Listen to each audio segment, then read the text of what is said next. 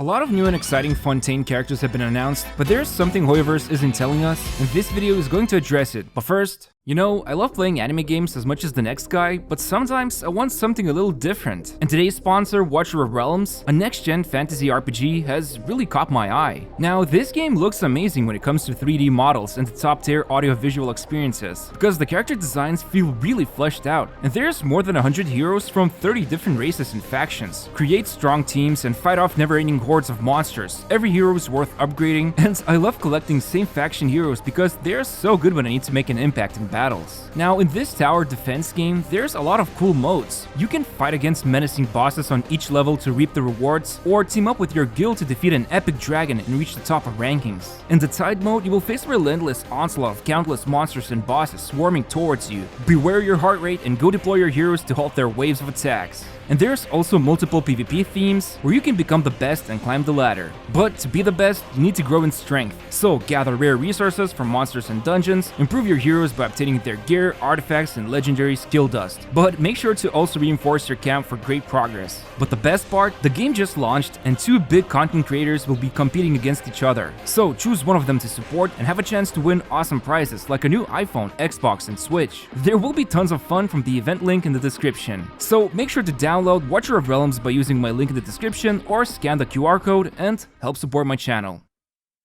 It's kinda hard to contain the excitement, since not only did Hoyo reveal 3 new Fontaine characters on Twitter, but we also got a good look at a lot of the characters from the teaser trailer. Now, officially, and as far as I'm aware, Lyney is going to be a Pyro unit, Lynette is going to be Anemo, and Freminet looks to be a Cryo Claymore user. And we also saw that Chlorine is wearing her Electrovision as a necklace. So with all of that in mind, we're getting some new units from Pyro, Cryo, Anemo, and Electro, which is great, because I'm not sure about you, but I was getting a little tired from all the Dendro characters getting spammed with each new update. And the thing is, Hoyoverse could be taking a mysterious approach to new team comps for Fontaine, because both Inazuma and Sumeru brought their own fair share of changes to the game. For example, Inazuma brought to life Mono Geo comps thanks to Goro and Ito, although the furry guy was more important than Ito, since Noelle could also be the main damage dealer for Mono Geo. Then Kokomi, Ayaka, and Shenhe basically revamped Freeze teams, because before it was Morgana team comp with Ganyu that reigned supreme. We also got Yelan, who at first was getting compared to Xingqiu, but later on, it was pretty clear that you could run the two for some awesome double Hydro comps. And then of course, who could forget about Raiden Shogun? Remember everyone hating on Electro Element and thinking how weak it is? Well, Raiden helped solidify a new positive opinion on Electro, and thanks to her, some teams were recognized using Electro, while she herself revitalized National Comp, and those who had deeper pockets could run Hyper Raiden Comp, which is still super strong even to this day. And then Sumeru came out and Dendro basically changed the game. Hyper Bloom, Quicken, Quick Bloom, Burgeon, and Nilo Bloom comps, so many green numbers flying around and killing enemies with insane damage that scales so well with Elemental Mastery that you could build teams on a shoestring budget and still have a good time. And so this leaves us with Fontaine.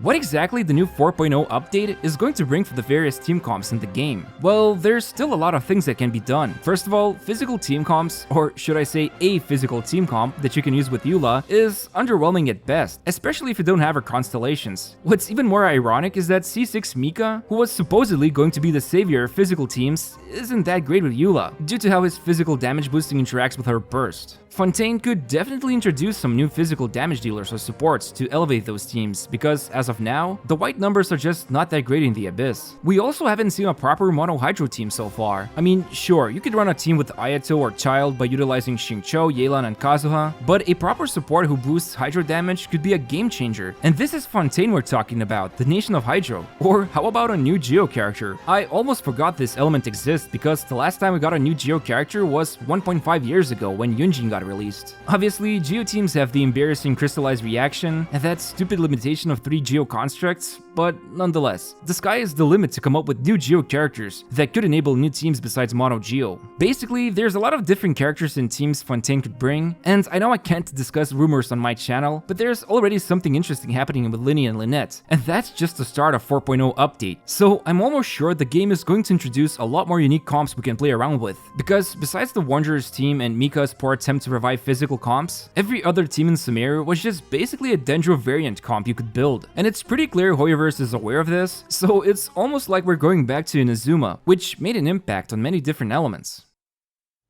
Now, one other thing that really begs the question would be if Fontaine is going to elevate some of the previously released characters. And someone who immediately comes to mind would be Dia. I actually didn't mention her in a previous segment, but she was also a pretty unique addition among the many Dendro characters. You can build her as a vape damage dealer or utilize her as a pseudo shielder for Ganyu melt comps. She is actually a pretty interesting character once you forget about her damage multipliers and energy problems. And the thing is, a lot of people speculate that Dia might be getting the same treatment as Cookie and Toma when Sumeru showed up. I mean, honestly, it would have to be a pretty specific character that could elevate her because, as far as I'm aware, there are no new reactions announced for Fontaine, and that's what specifically made Cookie and Toma come out of their shells. Could a new artifact set make her strong? Probably not, but an artifact set that heavily improves her energy regeneration or gives her some crit value could be beneficial. Ironically, Emblem of Severed Fate is an ER set that already exists, and it's her best in slot choice if you want to build her as a damage dealer. Like, we'll have to wait and see what kind of new artifacts, weapons, and characters come out, but Dia will probably won't get buffed as much as Cookie and Toma. She might get a buff that's similar to Yaimiko, maybe slightly less impactful, but relying on Dia for damage is still quite a moonshot. However, one character who might be interesting to talk about would be Candace. Since Fontaine is the nation of Hydro, we might get a new Hydro support or some interesting Hydro damage mechanics. And since Candace can provide Hydro infusion, she could become a decent support for some kind of a team that boosts Hydro damage and can utilize Hydro infusion. Finally, there's also Mika. While he wasn't a superb fit for Eula, he is still a dedicated physical damage booster, so any new character that specializes in dealing physical damage could end up loving the Chocobo boy.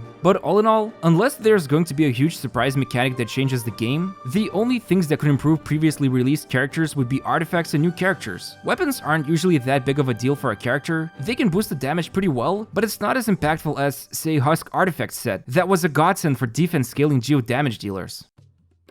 One more thing I want to talk about would be the current state of the game. Look, I'm not gonna lie, Genshin, at least on YouTube side, has been having a rough time, and before you say it's because of the dead patches like 3.7 and 3.8, or because Honkai Star Rail launched recently, I mean, not really. Because I've been making videos since the game's launch, and even in dead patches, the game was thriving, and there were a lot of discussions happening. I feel like Genshin has been solved for the most part, and more people are starting to just simply enjoy the game for what it is, instead of focusing on the next new character. But then I'm probably wrong because the latest Overture teaser racked up so many views, I think it even beat all of the Sumeru trailers. And it's only been 2 weeks since the teaser dropped. The only thing that I can think of which got insanely hyped was the Fatui Harbinger reveal video. And I get it. I'm also super stoked to see what part Arlecchino is going to play in the new region, and like many others, I also hope she's a playable character instead of ending up in a coffin. I'm also wondering just how crucial Hydro Traveler is going to be when it comes to the underwater exploration, because we can see from the video there's some kind of a water attack,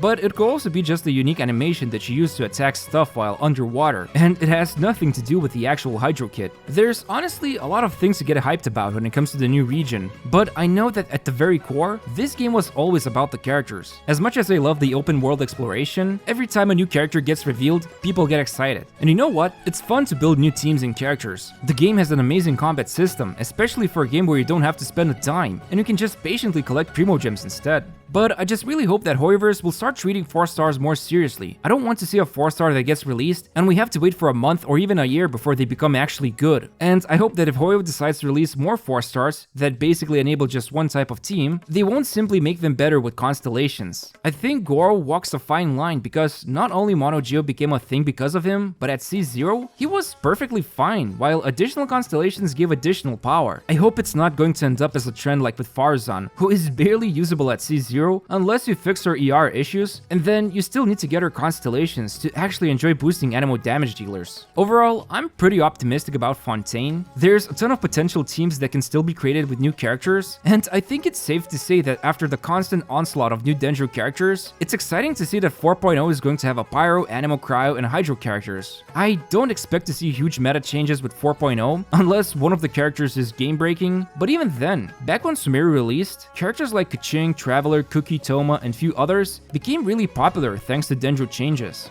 Anyway, I hope you enjoyed this video, and if you did, I would appreciate if you could press the like button and subscribe to my channel. And make sure to check out today's sponsor. Your support helps me create new videos. Thanks for watching, and see you next time.